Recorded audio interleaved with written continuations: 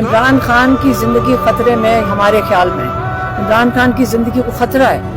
یہ کیا آپ کا خیال ہے کہ پرانا زمانہ ہے کہ ضیاء الحق کے اوپر بم پھاڑ دیا, بے نظیر کو سر عام قتل کر دیا اور پھر آپ کو بندہ نہیں مل رہا کہ کس نے کیا, اور پھر آپ کہتے ہیں جی طالبان نے کر دیا. جو بندہ مرتا ہے اس کو کہتے ہیں جی دہشت گرد, وہ کہیں سے آئے تھے پیچھے سے. آپ کو پتہ ہے کون کر رہا ہے؟ عمران خان کی زندگی. لیکن وقت بدل گئے ہیں, ہم بھی یہاں پورا پیرا دے رہے ہیں, آپ لوگ بھی یہاں کھڑے ہوتے ہیں.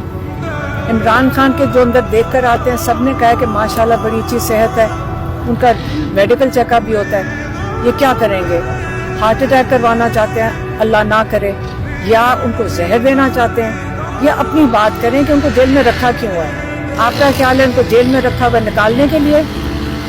لیکن اس وقت آپ ہر قسم کی, عمران خان کو پتہ ہے کہ یہاں دوبارہ لوگ نکلیں گے اگر ہم نے اپنے اداروں کے سامنے لوگوں کا آمنا سامنا نہیں ہونا.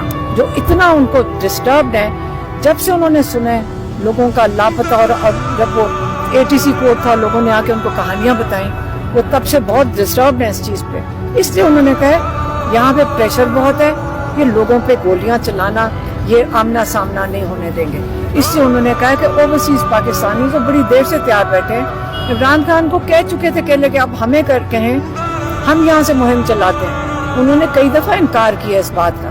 انہوں نے کہا آخر کار اب ہمارے پاس چوائس نہیں ہے, ہمیں یہ کرنا پڑے گا, کیونکہ اور ہماری کوئی آگے راستہ نہیں نظر آ رہا کہ کہاں لے کے جانا چاہ رہے ہیں پاکستان کو. تو آج ہم میں 6:30 بجے وہاں سے نکلے.